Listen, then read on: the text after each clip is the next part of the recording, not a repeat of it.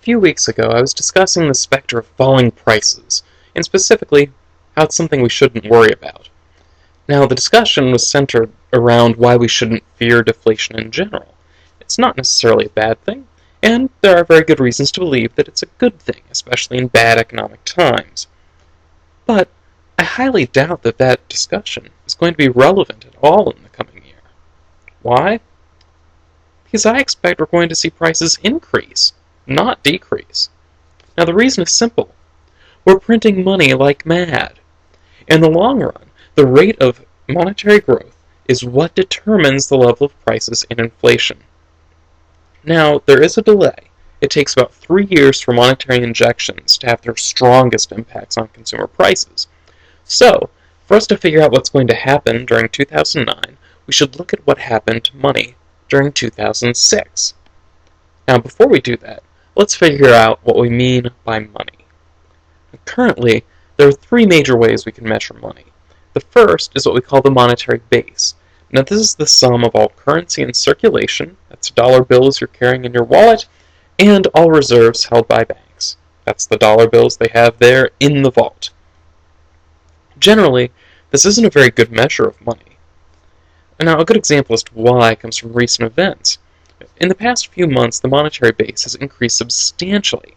However, much of this money isn't having any impact on the economy because banks are just sitting on it. It's been printed, it got put in their vaults, and it's sitting there in their vaults, not being spent.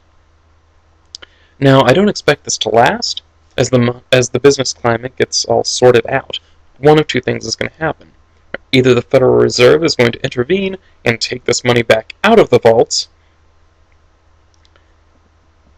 or banks are going to begin loaning out this money, and it's going to then begin creating economic impacts as people spend it. Now, which is going to happen is anybody's guess, but I do suspect that if the monetary base is going to create significant economic impacts, it's going to do so acting through a different measure of money. Okay. Now, the second measure we have is called M1. It's the sum of all currency in circulation and checking accounts. Now, this is a somewhat better measure of money because it includes most money that people would consider their spendable cash. So, if this quantity increases significantly, we'd expect significant economic impacts to happen pretty quickly.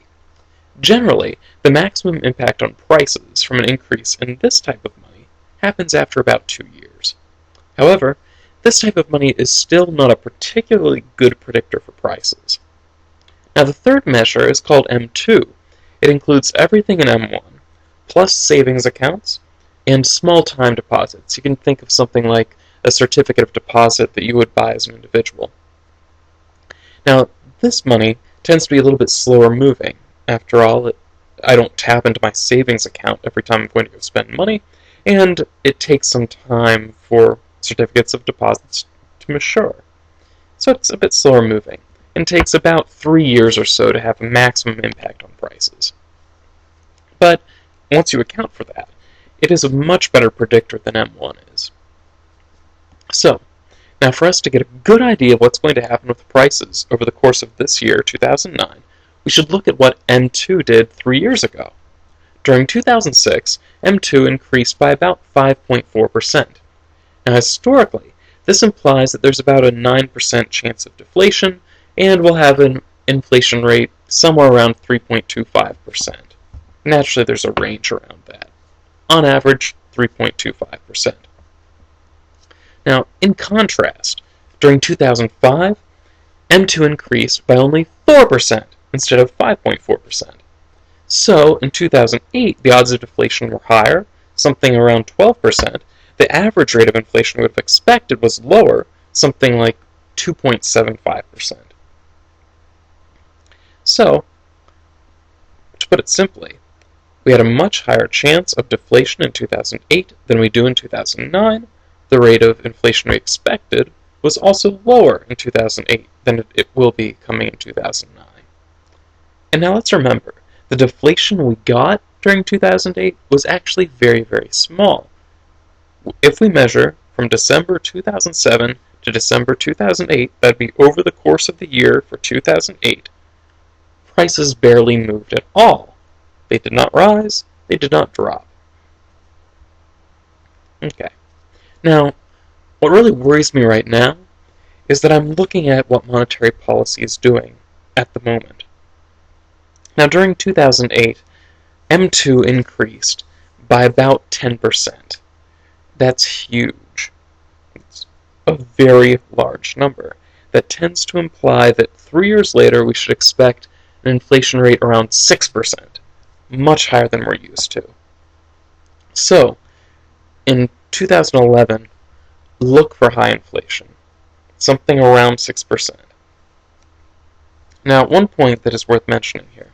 Generally, when we look at monetary injections, M2 increasing like this, we expect there will be some temporary boom in GDP. Right? The economy will actually grow a little bit. Now, like with prices, there's a delay. Usually it's about a 2-year delay for GDP. However, there's a problem. Most of the estimates that give us this prediction for a boom are based on the assumption that there aren't serious misalignments in the economy. That is, they assume that the pattern of production is pretty much what it should be. We are and have been producing the right things. But that's not true right now. We've been producing the wrong things. Most notably, we've produced far too many houses in the US. Our auto manufacturers have been producing the wrong kinds of cars. Banks were focusing on giving the wrong types of loans.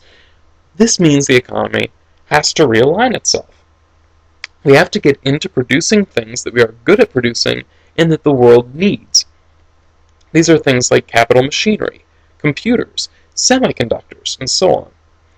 This realignment will take time. People working in residential construction have been laid off. People working in finance have been laid off. They will have to retrain for the jobs that will actually exist in the future, and that retraining takes time. We'll have to convert all the buildings we have into buildings that will actually be useful for producing what we want to produce. Or maybe we're going to have to build entirely new factories. Either way, that's also going to take time. So, this normal boost we expect from monetary injections, I really expect is going to get just totally overwhelmed with the massive realignment that's going to be going on in the economy. Now, in the end, I expect that this year we're going to see some moderate price inflation, not unlike in the average year. Now, of course, I could be wrong. If the past year has taught us anything, it should be that making economic projections is an imprecise science at best.